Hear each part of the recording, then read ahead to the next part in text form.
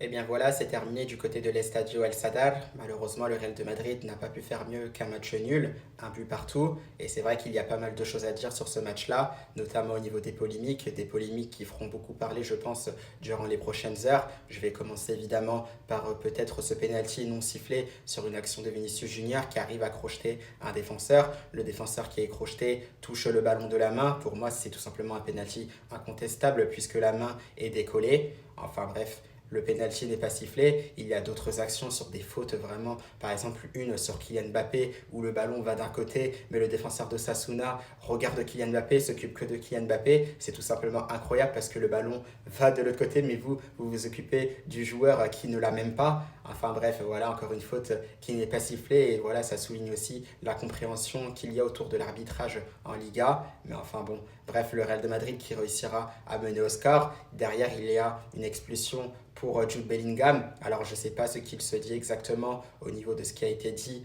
à l'encontre de l'arbitre par l'international anglais. Toujours est-il voilà, que malheureusement, il a pris ce carton rouge, il sera suspendu pour les prochains matchs.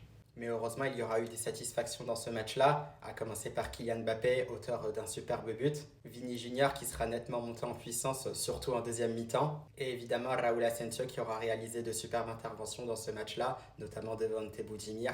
Voilà, le jeune crabe continue de monter en puissance. Dans tous les cas, pour nous, ça reste une contre-performance parce que déjà, le Real de Madrid est en perte de vitesse. Ça fait 3 matchs de Liga d'affilée sans gagner. Ça faisait longtemps que ça n'était pas arrivé. Mais surtout, l'Atlético de Madrid et le FC Barcelone auront la possibilité de reprendre ce leadership à la fin du week-end.